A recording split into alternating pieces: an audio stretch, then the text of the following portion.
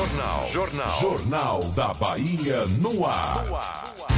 Apresentação: Mário Kertz. 8h42, doutor Mário. Olha, nós não vamos fazer 465 perguntas aqui a Nelson Pellegrino, que coincidentemente ele já estava com... Pois é. Se lembra, vinha aqui, Abraão?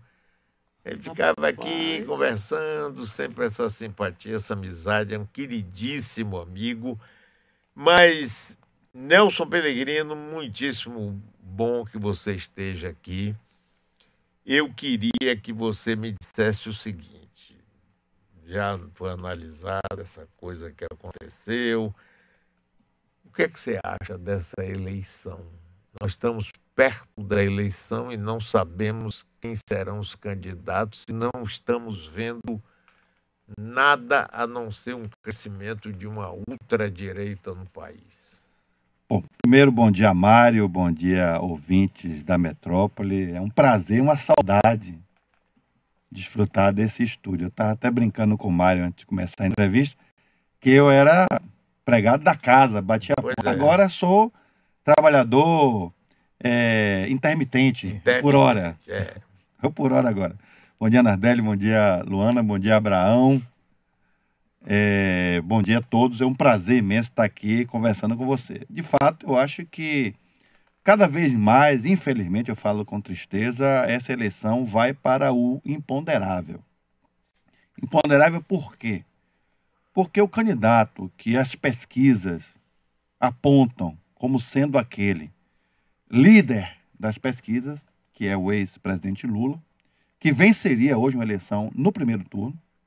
As pesquisas todas revelam isso. Mesmo a última que diz que Lula tem 3% a menos do que todos os outros candidatos, está na margem. E olha que a campanha nem começou ainda. Esse candidato está interditado, momentaneamente, impedido de disputar a eleição.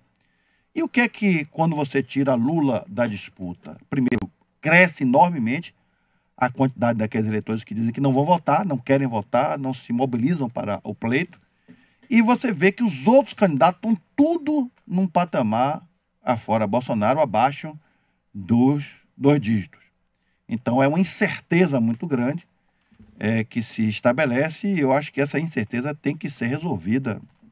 Eu sou, todo mundo sabe, favorável ao direito do ex-presidente Lula de disputar a eleição. E esse episódio de ontem, na minha opinião, foi muito revelador de como a condenação do presidente Lula aconteceu, e esta confirmação aconteceu na segunda instância. Para mim, esse episódio de ontem deixou muito claro que o jogo foi todo combinado e que a condenação do presidente Lula, sem crime e sem prova, talvez o espaço de tempo não seja objeto até da nossa entrevista hoje para conversar sobre isso, e a confirmação em segunda instância, havendo unanimidade, inclusive na dosimetria. Quem milita no dia a dia, a dosimetria é a quantificação da pena. Essa é quando o juiz diz qual é que vai ser o tamanho da pena. Então essa unanimidade, inclusive na dosimetria no TRF4, na 8ª turma, que não é comum em turma nenhuma, em nenhum tribunal, essa unanimidade na dosimetria, ela foi para impedir os embargos infringentes e para impedir que o presidente Lula pudesse usar um recurso que impactasse, inclusive, no registro da sua candidatura. Então, acho que o episódio de ontem, eu até postei recente, agora, enquanto eu estava ouvindo a entrevista, eu postei nas redes sociais um comentário que esse episódio de ontem foi igual à greve dos caminhoneiros. A gente vinha denunciando a política equivocada da direção da Petrobras, de Pedro Parente e de Michel Temer em relação à política de preço nos derivados de combustíveis, que levou a gasolina a R$5, o óleo diesel a 4 e o gás de cozinha a 75. Essa política era uma política que beneficiava os acionistas minoritários da Petrobras, em prejuízo à sociedade. Era uma política que estimulava a importação e a redução da produção interna. E era uma política que estava preparando o terreno para as privatizações. Recentemente eu fiz uma visita na Petrobras, na Comissão do Trabalho, juntamente com a Comissão de Fiscalização. Na discussão com a alta direção da Petrobras, ficou claro que essa greve ela desmontou toda essa política. Revelou ao país a irresponsabilidade que era essa política de preço. A Petrobras voltou novamente, vai voltar novamente a produzir óleo diesel e gasolina nas suas refinarias, vinha importando pesadamente dos Estados Unidos, principalmente, reviu a política de preço, teve que rever, não teve jeito, porque era uma política que estava explodindo os preços, inviabilizando, inclusive, o consumo por parte da população, e acabou inviabilizando também a privatização das 4 refinarias que estavam postas. A mesma coisa aconteceu ontem. O que aconteceu ontem, e aqui eu acho que Gamil já fez os comentários em relação ao que aconteceu, e já tem vastamente na mídia, na imprensa, nas redes sociais, prós e contras, mas o que aconteceu ontem? Mostrou que, desde o impeachment da presidente Dilma, se estabeleceu um cenário de absoluta insegurança jurídica no nosso país. Isso está prejudicando enormemente tudo, inclusive os investimentos internos e externos. Ontem o governador comentava lá em Alagoinhas, no orçamento participativo de governo, que tem conversado com muitas autoridades estrangeiras nas suas viagens, e o comentário recorrente é de que os investidores não querem vir para o Brasil porque acham que o Brasil virou um país que não tem regra. Quando se afasta um presidente sem crime, quando se condena um ex-presidente da República sem crime e sem prova, quando acontece todo tipo de coisa, imagine eu, um empresário, eu que sou uma pessoa estrangeira, como se tratam os seus governantes assim, suas altas autoridades, imagine como é que se vai tratar o empresário. Então isso gera um cenário de insegurança jurídica muito grande. E, infelizmente, o Supremo tem culpa nisso, porque quando deveria corrigir, não corrigiu, os tribunais superiores, quando deveriam corrigir, não corrigiram. Isso permite que se continue esse quadro de que cada um faz o que quer, cada um interpreta a lei como quer, cada um age como quer, inclusive, às vezes, contrariamente ao que está determinado pela lei. E, infelizmente, quem impede somos todos nós, que vai se criando esse cenário de absoluta insegurança jurídica, que é ruim para todos nós. Sim, mas aí nós temos uma eleição, a situação de hoje, Lula não será candidato. A situação de hoje pode mudar, mas a situação de hoje é essa. Será que ele terá condições de ter um outro candidato que passe uma quantidade de votos suficiente para ir a um segundo turno? Será que esse crescimento de Bolsonaro também não significa que a população está revoltada com a violência, revoltada com a impunidade que engraçou no Brasil e até hoje ainda existe muito, e pode levar a uma situação de eleger uma pessoa como ele? Mário, primeiro, o Brasil continua dividido. Esteve dividido na última eleição de 2014, a presidente Dilma ganhou 52,5%, ele continua dividido, continua matizado.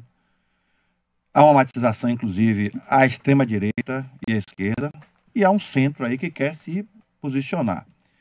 Eu ainda acredito que o eleitorado, e as pesquisas demonstram isso, apontam isso, há uma tendência do eleitorado a votar contra o que está acontecendo no Brasil hoje. Eu falo isso em relação à agenda econômica, política e social que o governo Temer implantou a partir, de que ele tomou posse. Então você veja que há um questionamento à política. E quem encarna isso? Esse é o grande problema. Esse é o grande problema. Porque há hoje uma tentativa em relação a uma possível interdição do presidente Lula, há uma tentativa de um lado e de outro para ver quem se viabiliza. Do lado do espectro à direita, o Alckmin tentando se viabilizar, o menino lá do Paraná, o Álvaro Dias tentando se viabilizar, Marina tentando se viabilizar, e Bolsonaro correndo por fora, encarnando esse segmento mais radicalizado da sociedade, que é minoritário, porque 17% não é um sentimento majoritário, mas numa conjuntura com várias candidaturas, quem tiver 22% pode ir ao segundo turno. Foi o que levou Aécio na última eleição. Do lado de cá, também nós temos problemas, porque Lula é o candidato natural, mas ele não sendo, você tem uma candidatura do PT, seria apontada pelo PT, pelo presidente Lula, você teria Ciro Gomes, que poderia ser esse nome, você tem o Boulos, você tem a Manuela Dávila, do PCdoB, mas também há uma tentativa de ver quem se viabiliza nesse espectro, de centro-esquerda também, que, na minha opinião, hoje, uma candidatura de centro-esquerda, uma candidatura, ela, na minha opinião, ela teria grandes chances de ganhar a eleição.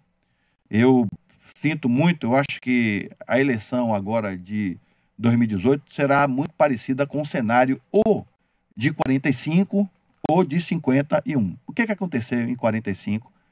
Getúlio foi interditado, não pôde disputar a eleição, mas nos últimos 30 dias ele teve uma participação decisiva na vitória do general Dutra contra o candidato de extrema-direita, que era Eduardo Gomes. A entrada de Getúlio na campanha foi decisiva para a derrota de Eduardo. Foi no finzinho. E a vitória ele se amarrou até a última semana. Pois é, foi decisiva. Ou 51, quando ele voltou redentor, né? E aí ganhou a eleição, bota a foto do velhinho de novo na parede e ele voltou redentor. Então, o Lula, ele vai voltar redentor ou ele terá um papel decisivo na disputa dessa eleição. Eu não tenho dúvida nenhuma. E volto a dizer que continuo otimista em relação às forças progressistas ganharem a eleição. Mas esse otimismo não é um otimismo que me deixa num conforto de achar que isso está resolvido. Porque, como você bem disse, diante da impossibilidade até de uma candidatura viável no campo da centro-esquerda, da esquerda, num vácuo pode ser. Veja o fenômeno Trump nos Estados Unidos. Eu tenho a impressão de que se o Sanders tivesse sido candidato, ele poderia ter ganho para o Trump. Porque ele era um candidato que tinha um programa definido. A Hillary era aquela coisa inodora, indefinida.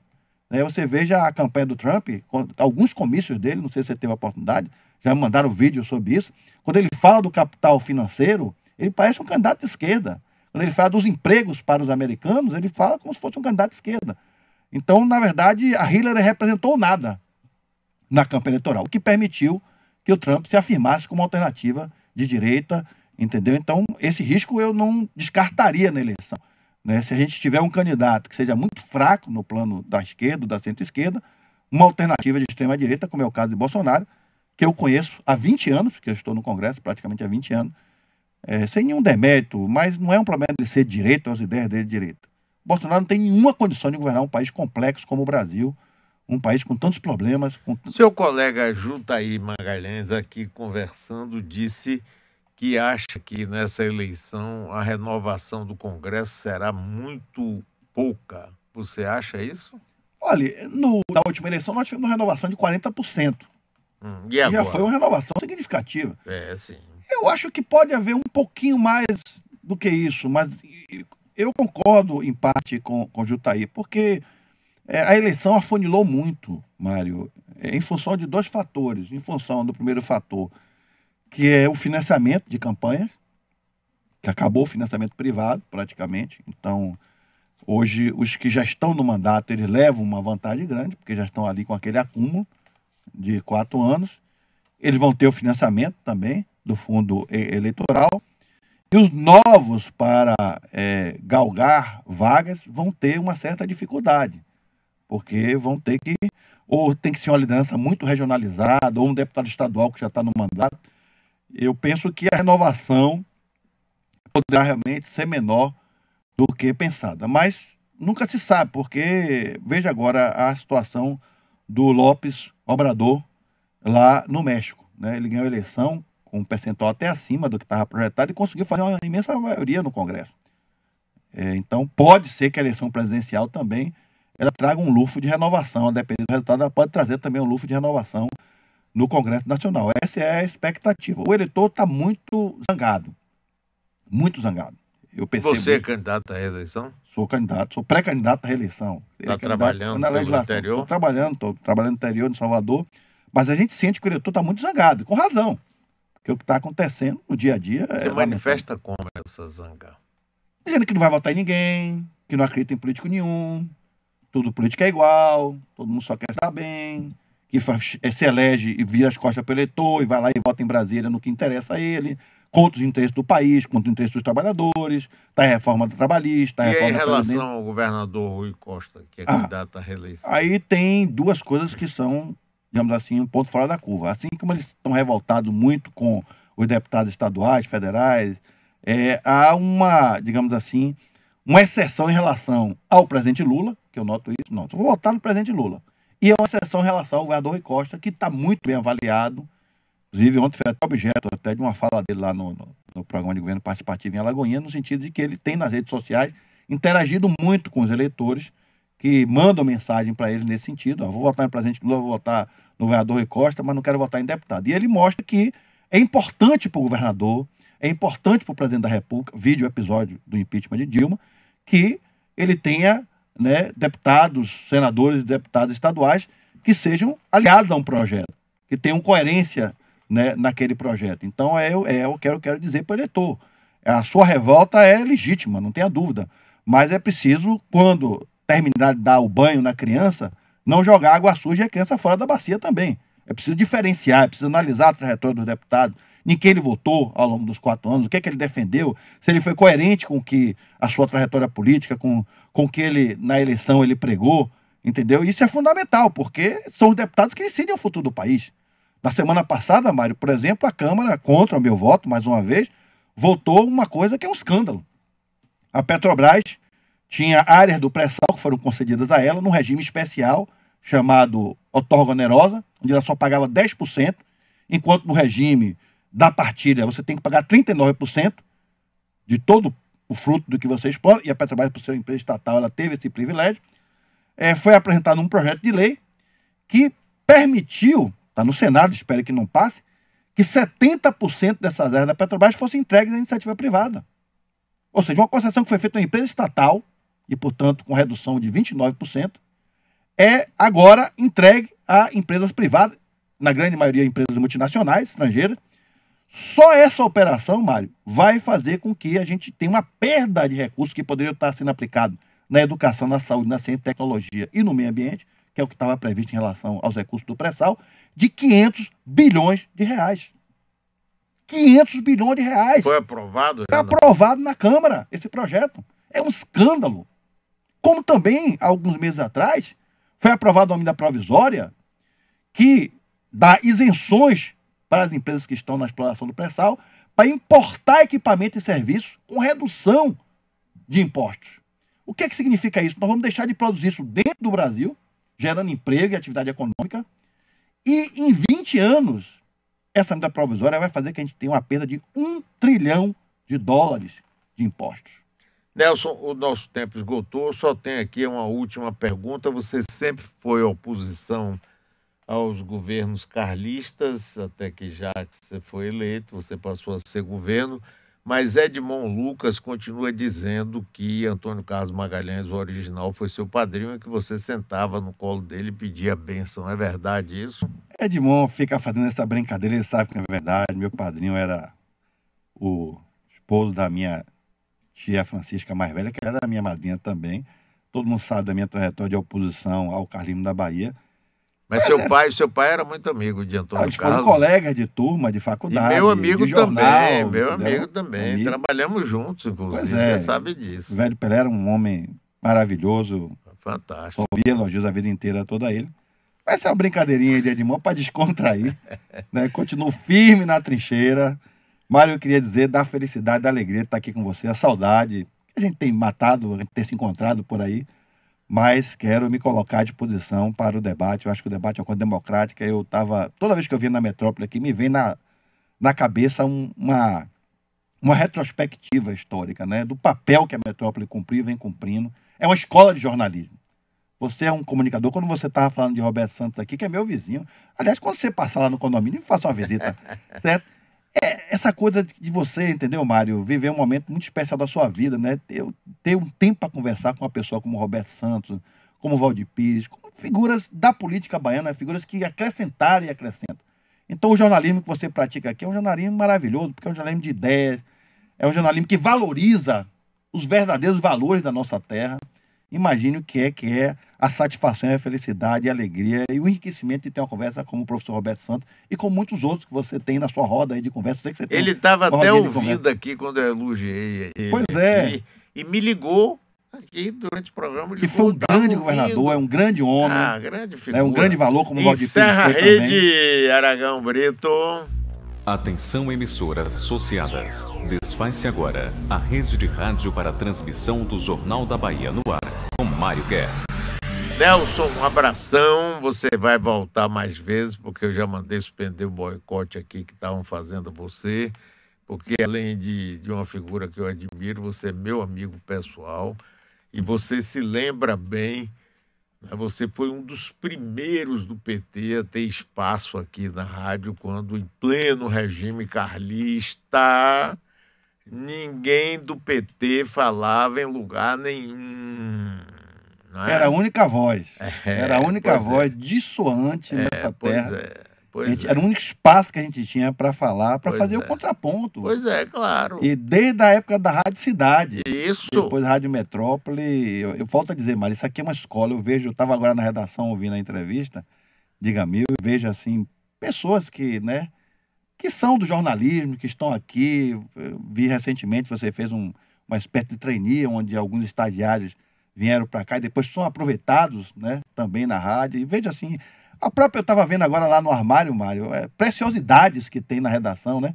Peças de rádio, de filme, né? Isso é assim, é a cara da Metrópole isso, né?